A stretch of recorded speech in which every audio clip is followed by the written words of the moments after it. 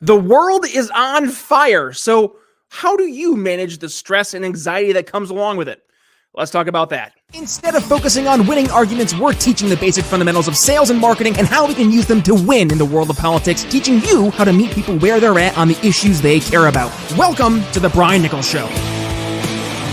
Well, hey there, folks. Brian Nichols here on the Brian Nichols Show, and thank you for joining us on, of course, another fun-filled episode. I am, as always, your humble host, joining you live from our BNC studios here in lovely Eastern Indiana. BNC, Brian Nichols Consulting, folks. The recession is right around the corner. You can feel it, I can feel it, and more importantly, your customers can feel it. So you want to make sure you're not being left behind in an era of uncertainty. Well, let's revamp your sales and messaging strategies. Email me, brian@briannicholsconsulting.com. And let's go towards the topic of conversation, which piggybacks on the idea of these uncertain times. Yes, it's palpable. We can feel it in the air. And that is, well, how do we deal with these stressful times, especially in an era where there's so much uncertainty out there? And this goes into another one of our mailbag conversations for today. So it'll be you and me, plus the questions submitted from our awesome supporters over at the Good People Network, as well as over on our Patreon at briannicholsshow.com. And if you want to go ahead and be a part of either of those, well, just go ahead and check out the show notes. All the links will be there below. But let's start things off here. And that is, how do we deal with the stress and anxiety during these uncertain times? And I think, it's going to be personal to each of us out there. And at the end of the day, I look at things through the lens of, well, what makes you feel better, but also how can you make sure you're putting yourself physically and emotionally in the best spot possible? Now, for me, I like to go to the gym. I like to work out. And if I don't get that workout in, I definitely feel it. I pay for it in terms of my mental health, my stress levels, my anxiety being more often than not way elevated than they would be otherwise. So what I would recommend to anyone out there is, as you're going through and you realize that, yeah, maybe you are getting stressed, maybe you are getting a little overwhelmed, take a step back, figure out, well, is it a matter of what I'm doing right now or not doing? And also, is there other things that I should be focusing on, spending my time more efficiently? So instead of sitting on the couch and scrolling through Twitter and Facebook, why don't you go ahead and spend that time going to the gym, going for a walk, doing something productive that's going to make you feel better? That's frankly what I've tried to make a point to focus on, because you're not going to be able to be the best version of yourself unless you take care of yourself. And why not do things that are going to put you physically, mentally, emotionally in a better position than your competitors, frankly, and also better than the version of yourself from yesterday.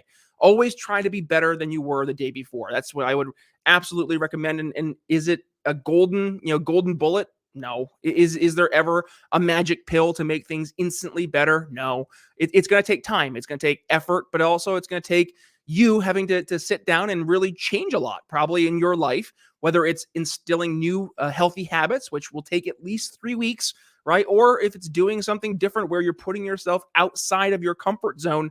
There's a lot of stuff that we can always focus on to try to do differently.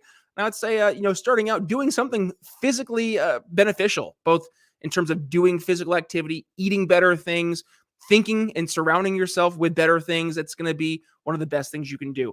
Let's go to another one of our questions. Brian, how do you balance work and personal life as a podcast host, but also as a liberty activist? Do you have any challenges or successes you can share? I've gotten this question quite a bit because they say, Brian, it seems like you're never not busy. That's true. I never am not busy. Not only being the host of the Brian Nichols Show, being an RSD, regional sales director in the greater telecom technology world, but also I'm a full-time dad, right? And with that, I have my own business, the Brian Nichols Consulting, and I help some other businesses on the side as well. So how do I juggle both being, my personal life, my podcast / liberty life, my work life? And that is, frankly, at the end of the day, it's my calendar. So I have right here my daily planner. Every single day I'm going through and mapping out exactly what I'm doing, usually in hour blocks, just to make sure I'm having enough time dedicated to those respective tasks. But without my calendar, I would be lost. Frankly, without my calendar, I would not know what each day was going to bring, what each week was going to bring. Heck, I couldn't even plan a month ahead if that was the case either. So using a daily planner, huge win. But also making sure that you prioritize.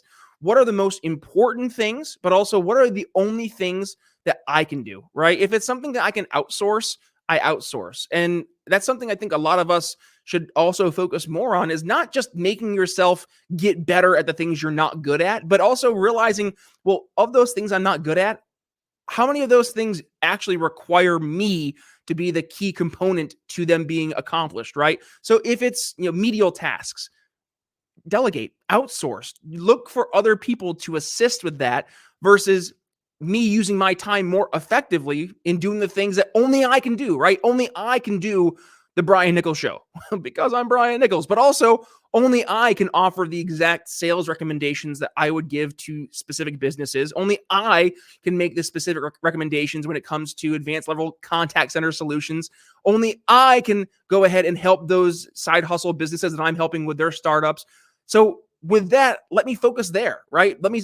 Only I can be dad to my little girl. So how do we go ahead and make sure that we're using our time most efficiently? I'd say sit down, make a list of all the things that you find yourself doing day in and day out. Probably take a week or so. And as you spend that week of writing down the things you do, the next week, sit back, look at that list and say, which of these things are only able to be done by me? And which of these things can easily be outsourced, can be delegated to somebody else that can take this off my plate?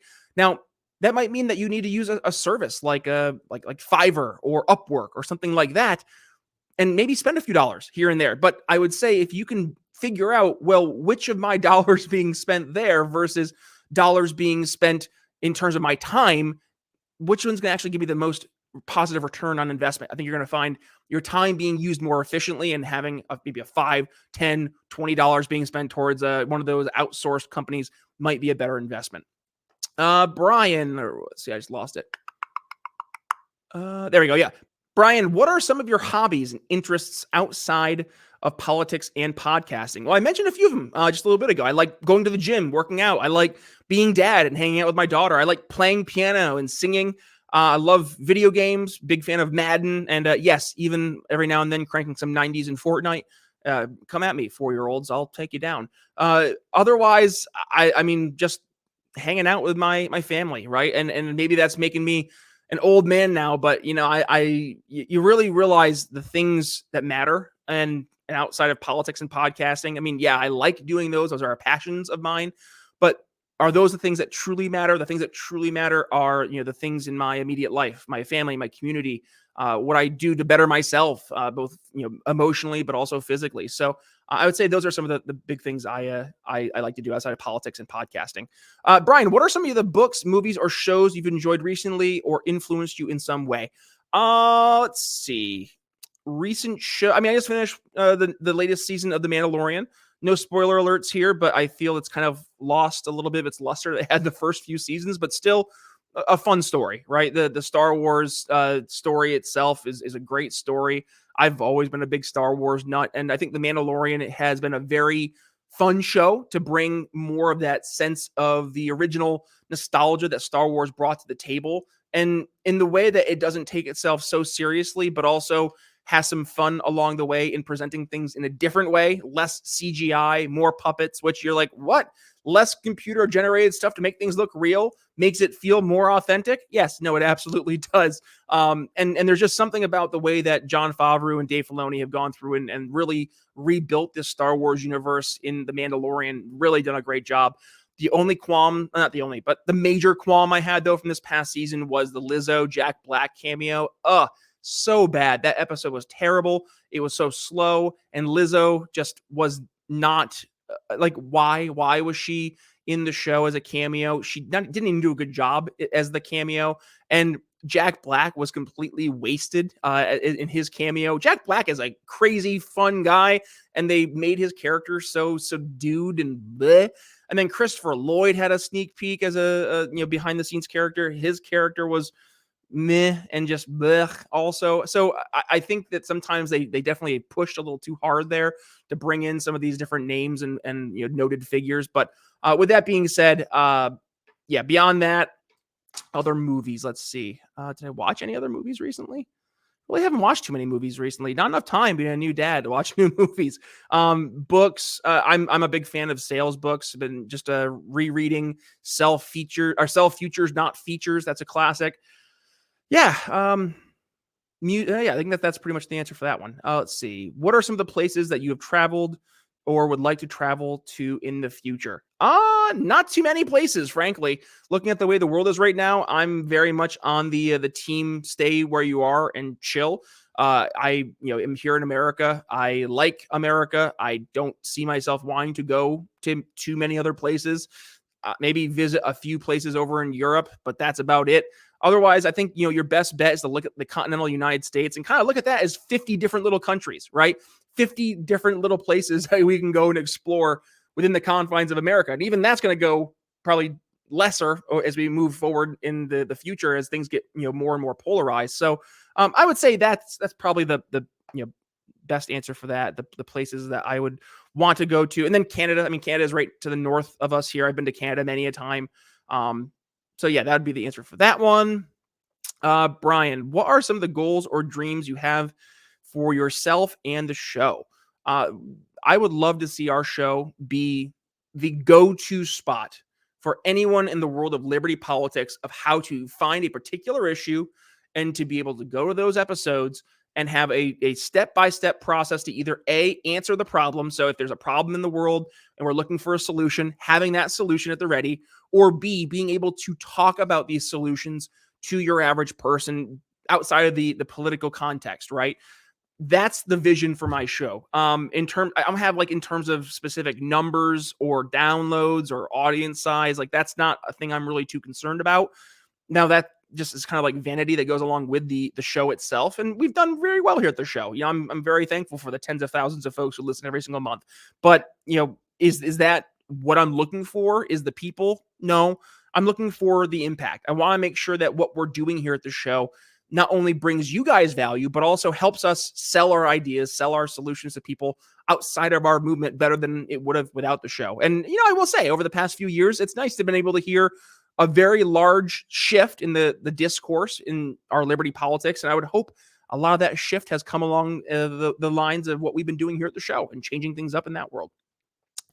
Only a few more here. This is going to be a shorter episode, by the way. I'm still so tired. I was at a buddy's wedding over the past few days here. I had to drive out to New Jersey. I was the officiant for the wedding. So it's been a long couple days here in a car. So I'm looking forward to getting some R&R, to say the least. So only a few more questions here today. And don't worry, we're going to pick things right back up here tomorrow and the rest of the week going forward. And I'm sorry, by the way, only 2 episodes last week. Shame on me. So let's see here. A couple more. How can we restore principles of limited government and individuality in America? What are some of those biggest threats to our constitutional rights and freedoms? That's a loaded question. So to restore principles of limited government and individual liberty in America, I don't mean to, poop on anybody's parade here, but it's a tough battle, folks. And we have to maybe get out of the context of we're trying to, restore principles for America. Let's make that more of a microcosm. Let's go to your states. Let's go towards your communities. Let's go to you as an individual, right? What can you do to better yourself? Yeah, it's going to be difficult to change America, to change the world when our localities are on fire, right? If you live in a big blue city, it's going to be a lot more difficult to say, how do we change America when you can't even change your backyard, right? I moved from Philadelphia, PA, to a rural town here in Indiana for that reason, is because I saw I was going to have more impact of helping my community directly living in Indiana versus living in a big blue city like Philadelphia. And to take that a step further, like I have a much better shot of helping my community now in terms of the state of Indiana than I would have the state of Pennsylvania, namely because the people I'm surrounded with now are more in my camp. Now, this isn't to say that you should only surround yourself with people who think and act the way you do, but I would challenge you to find people who share principles, right? Goals, common values, because that's truly what your community is built upon. It's not just that you live in the same area and your kids go to the same school district, but also that your community has a set of shared values, of shared morals that you hopefully will share with them as well. And if you find yourself being the oddball in your community and you don't know what to do, it might be important for you to look at options that are out there and make a change. If you are not seeing the change you want to see, not just in the world, but specifically in your community, well, put yourself in a position to be the more successful in trying to actually help bring that vision, to bring that change. Last one here.